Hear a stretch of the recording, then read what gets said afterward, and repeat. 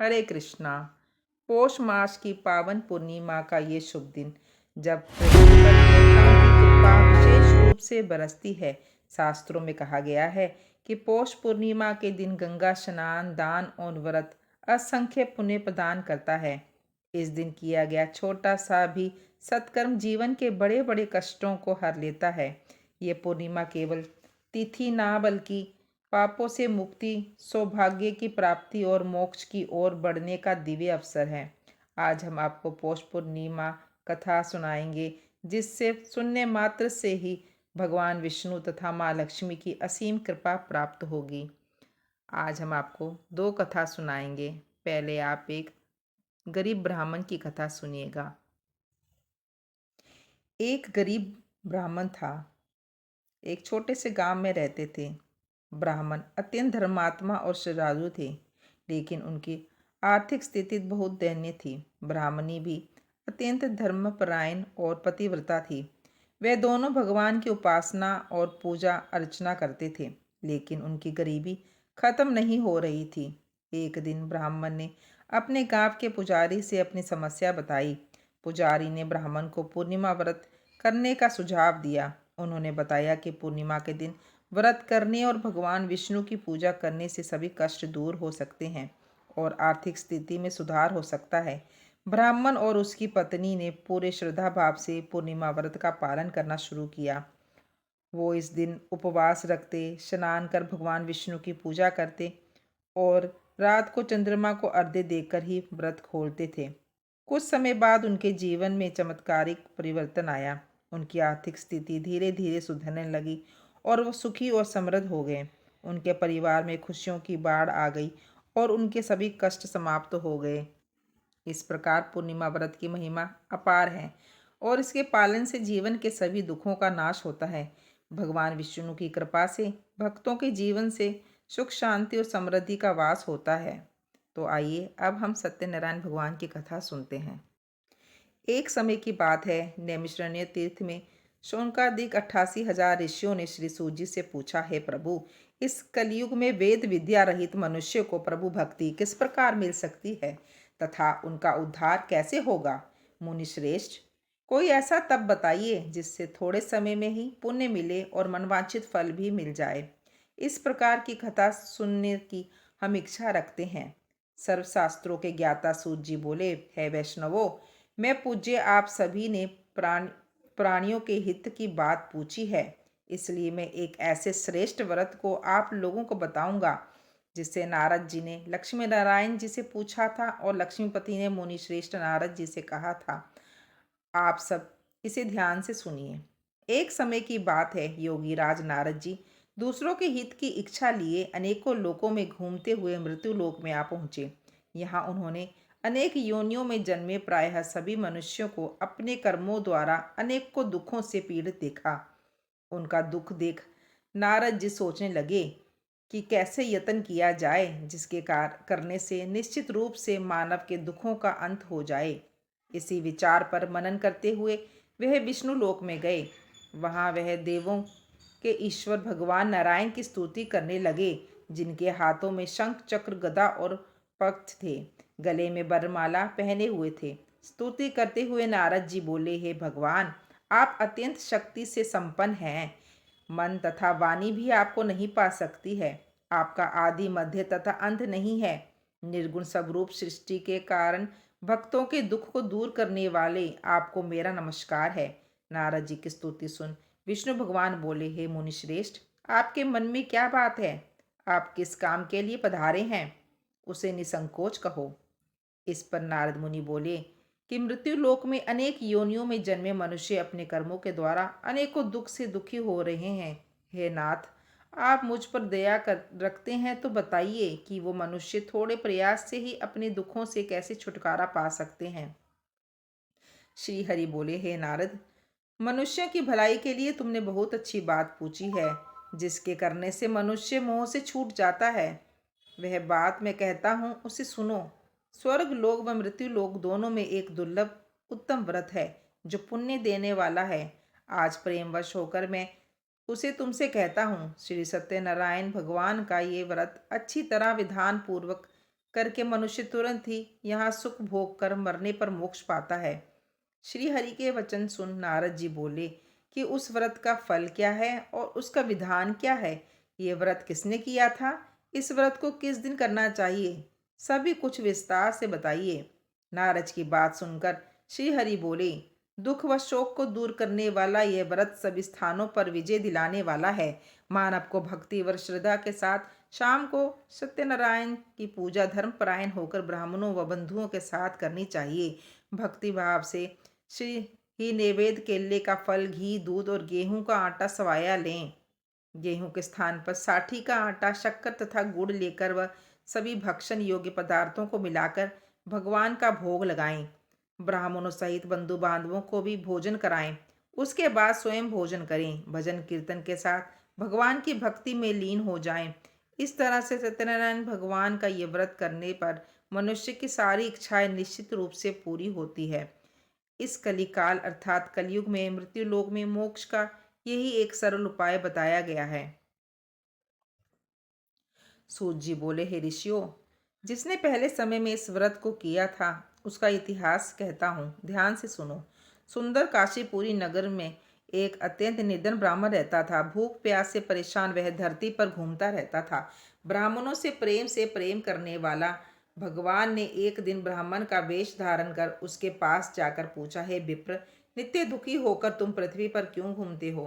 दीन ब्राह्मण बोला, मैं निर्धन ब्राह्मण हूँ, भिक्षा के लिए धरती पर घूमता हूँ। हे भगवान, यदि आप इसका कोई उपाय जानते हो तो बताइए। वृद्ध ब्राह्मण कहता है कि सत्यनारायण भगवान मनोवांछित फल देने वाले हैं, इसलिए तुम उनका पूजन करो। इसे करने से मनुष्य सभी दुखों से मुक्त हो जाता है। वृद्ध ब्राह्मण बनकर आए सत्यनारायण भगवान उस निर्धन ब्राह्मण को व्रत का सारा विधान बताकर अंतर्ध्यात हो गए। ब्राह्मण मन ही मन सोचने लगा कि जिस व्रत को वृद्ध ब्राह्मण करने को कहा गया है मैं उसे जरूर करूँगा। ये निश्चय करने के बाद उसे रात को नींद भी नहीं आई। वह सवेरे उठकर सत्यनारायण भगवान के व्रत का निश्चय कर भिक्षा के लिए चला गया। उस दिन निर्धन ब्राह्मण को भिक्षा में बहुत धन मिला, जिससे उसने बंधु बांधवों के साथ मिलकर श्री सत्यनारायण भगवान का व्रत संपन्न किया। भगवान सत्यनारायण का व्रत संपन्न करने के बाद वह निर्धन ब्राह्मण सभी दुखों से छूट गए और अनेक प्रकार की संपत्तियों से युक्त हो गया। उसी समय से यह ब्राह्मण हर माह इस व्रत को करने लगा। इस तरह से सत्यनारायण भगवान के व्रत को जो मनुष्य करेगा वह सभी प्रकार के पापों से छूटकर मोक्ष को प्राप्त होगा। जो मनुष्य इस व्रत को करेगा वह भी सभी दुखों से मुक्त हो जाएगा। सूत जी बोले कि इस तरह से नारद जी से सत्यनारायण जी का कहा हुआ श्री सत्यनारायण व्रत में मैंने तुमसे कहा, हे विप्रो, मैं अब और क्या कहूँ? ऋषि बोले, हे मुनीश्वर, संसार में उस विप्र से सुनकर और किस किस ने इस व्रत को किया, हम सब इस बात को सुनना चाहते हैं। इसके लिए हमारे मन में श्रद्धा का भाव है। सूत जी बोले, हे मुनियों, जिसने इस व्रत को किया है वह सब सुनो। एक समय वही विप्र धन व ऐश्वर्य के अनुसार अपने बंधु बांधवों के साथ इस व्रत को करने को तैयार हुआ। उस समय एक लकड़ी बेचने वाला बूढ़ा आदमी आया और लकड़ियां बाहर रखकर अंदर बाहर के घर में गया।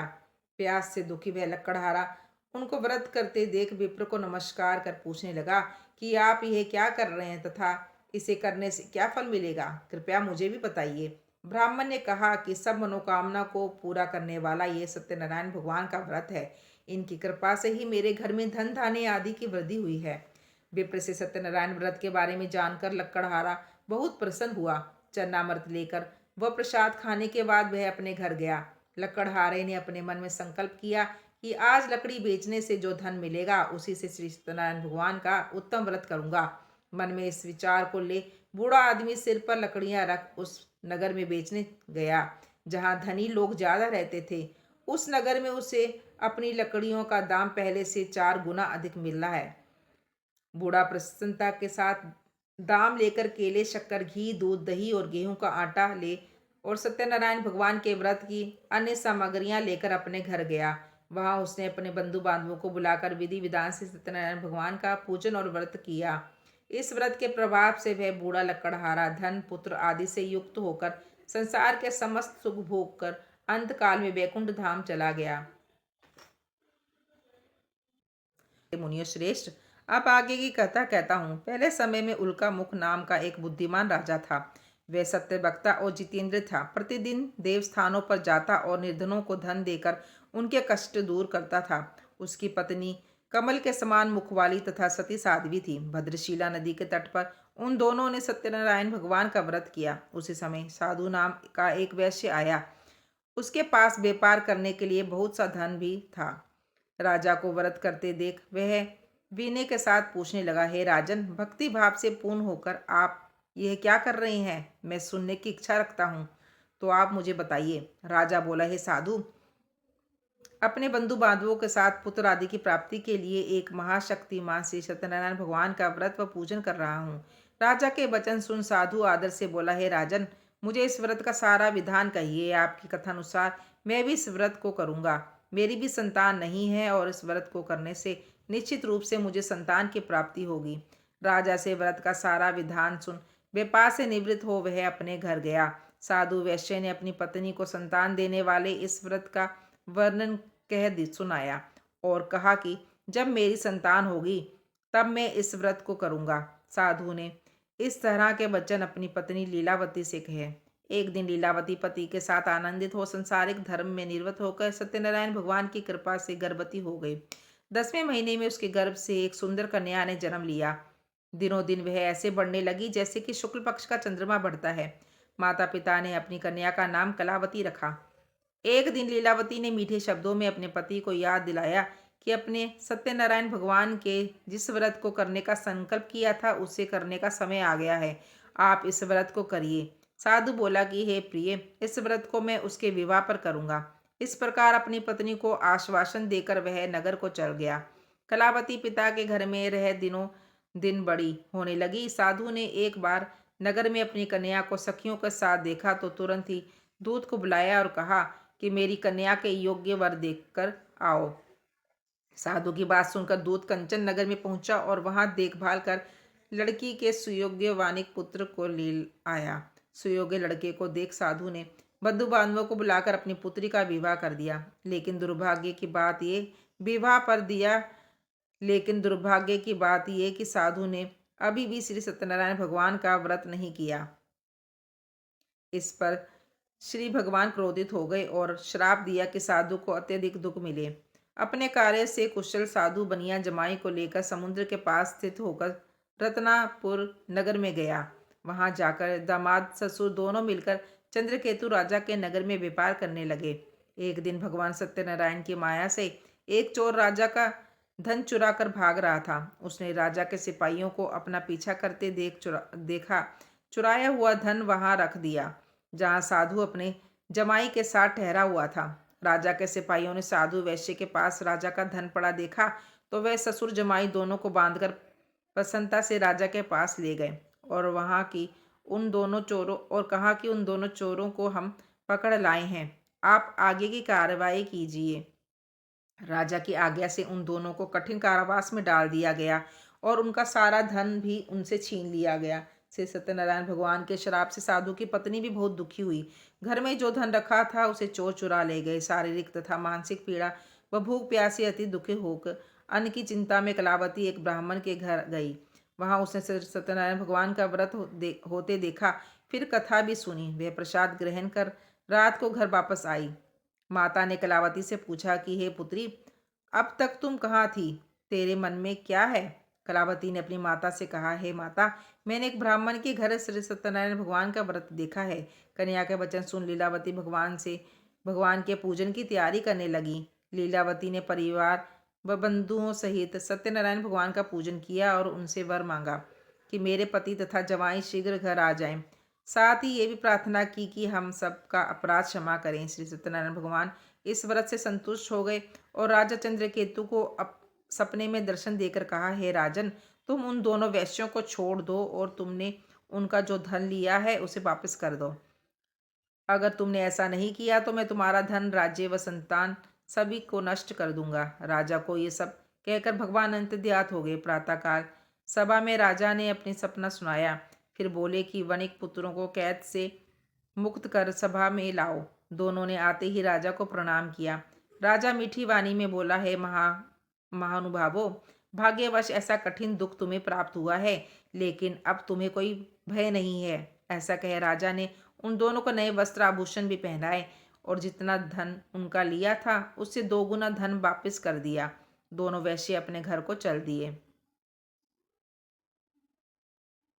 सूत जी बोले, वैश्य ने मंगलाचर कर अपनी यात्रा आरंभ की और अपने नगर की ओर चल दिए। उनके थोड़ी दूर जाने पर एक दंडी वेशधारी श्री सत्यनारायण से उनसे पूछा, हे साधु, तेरी नाव में क्या है? अभिमानी वणिक हंसता हुआ बोला, हे दंडी, आप क्यों पूछते हो? क्या धन लेने की इच्छा है? मेरी नाव में तो बेल व पत्ते भरे हुए हैं। वैश्य के कठोर वचन सुनकर भगवान बोले, तुम्हारा वचन सत्य हो। दंडी ऐसे वचन कह वहां से दूर चले गए। कुछ दूर जाकर समुद्र के किनारे बैठ गए। दंडी के जाने के बाद साधु वैश्य ने नित्य क्रिया के पश्चात नाव को ऊंची उठते देखकर अचंबा माना और नाव में बेल पत्ते आदि देख वह मूर्छित हो जमीन पर गिर पड़ा। मूर्छा खुलने पर वह अत्यंत शोक में डूब गया। तब उसका दामाद बोला कि आप शोक न मनाएं, ये दंडी का श्राप है, इसलिए हमें उनकी शरण में जाना चाहिए, तभी हमारी मनोकामना पूर्ण होगी। दामाद की बात सुनकर वह दंडी के पास पहुंचा और अत्यंत भक्ति भाव से नमस्कार करके बोला, मैंने आपसे जो जो असत्य वचन कहे थे उनके लिए मुझे क्षमा कर दें। ऐसा कहकर महान शोकातुर हो रोने लगा। तब दंडी भगवान बोले, हे वनिक पुत्र, मेरी आज्ञा से बार बार तुम्हें दुख प्राप्त हुआ है, तू मेरी पूजा से विमुख हुआ। साधु बोला, हे भगवान, आपकी माया से ब्रह्मा आदि देवता भी आपके रूप को नहीं जानते, तब मैं अज्ञानी कैसे जान सकता हूँ? आप प्रसन्न होइए, अब मैं सामर्थ्य के अनुसार आपकी पूजा करूंगा। मेरी रक्षा करो और पहले के समान नौका में धन भर दो। साधु वैश्य के भक्तिपूर्ण वचन सुनकर भगवान प्रसन्न हो गए और उसकी इच्छा अनुसार वरदान देकर अंतर्ध्यात हो गए। ससुर जवाई जब नाव पर आए तो नाव धन से भरी हुई हुई थी। फिर वहीं अपने अन्य साथियों के साथ सत्यनारायण भगवान का पूजन कर अपने नगर को चल दिए। जब नगर के नजदीक पहुंचे तो दूत को घर पर खबर करने के लिए भेज दिया। दूत साधु की पत्नी को प्रणाम कर कहता है कि मालिक अपने दामाद सहित नगर के निकट आ गए हैं। दूत की बात सुन साधु की पत्नी लीलावती ने बड़े हर्ष के साथ सत्यनारायण भगवान का पूजन कर अपनी पुत्री कलावती से कहा कि मैं अपनी पति के दर्शन को जाती हूँ, तू कार्य पूर्ण कर शीघ्र आना। माता कैसे वचन सुन कलावती जल्दी में प्रसाद छोड़ अपने पति के पास चली गई। प्रसाद की अवज्ञा के कारण श्री सत्यनारायण भगवान रुष्ट हो गए और नाव सहित उसके पति को पानी में डुबो दिया। कलावती अपने पति को वहां न पाकर रोती हुई जमीन पर गिर गई। नौका को डूबा हुआ देख व कन्या को रोता देख साधु दुखी होकर बोला कि हे प्रभु, मुझसे तथा मेरे परिवार से जो भूल हुई है उसे क्षमा करें। साधु के दीन वचन सुनकर सत्यनारायण भगवान प्रसन्न हो गए और आकाशवाणी हुई, है साधु, तेरी कन्या मेरे प्रसाद को छोड़कर आई है, इसलिए उसका पति अदृश्य हो गया है। यदि वह घर जाकर प्रसाद खाकर लौटेगी तो इसका पति अवश्य मिलेगा। ऐसी आकाशवाणी सुन कलावती घर पहुंचकर प्रसाद ग्रहण करती है और फिर आकर अपने पति के दर्शन करती है। उसके बाद साधु अपने बंधु बांधवों सहित श्री सत्यनारायण भगवान का विधि विधान से पूजन करता है तथा इस श्लोक में सुख भोग कर वह अंत में स्वर्ग को जाता है।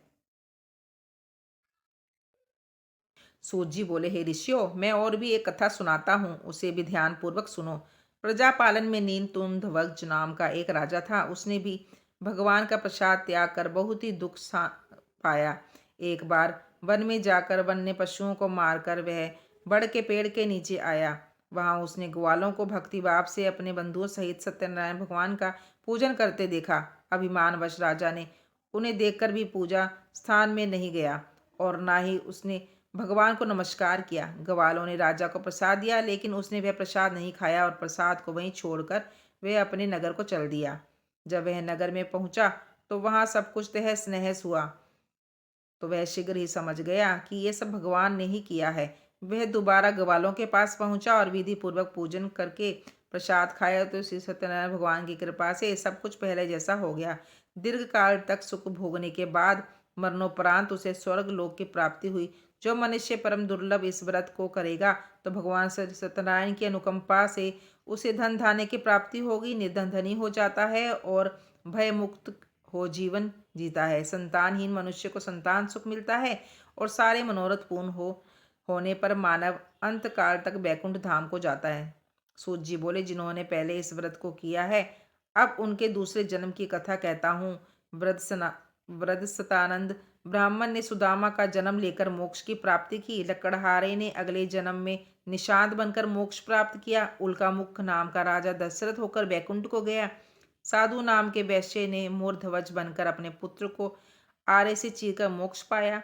महाराज तुंगध्वज ने स्वयंभू होकर भगवान से भक्ति युक्त को कर्म कर मोक्ष पाया। तो दोस्तों, ये थी श्री सत्यनारायण भगवान की कथा। हम यहीं पे समाप्त करते हैं। राधे राधे।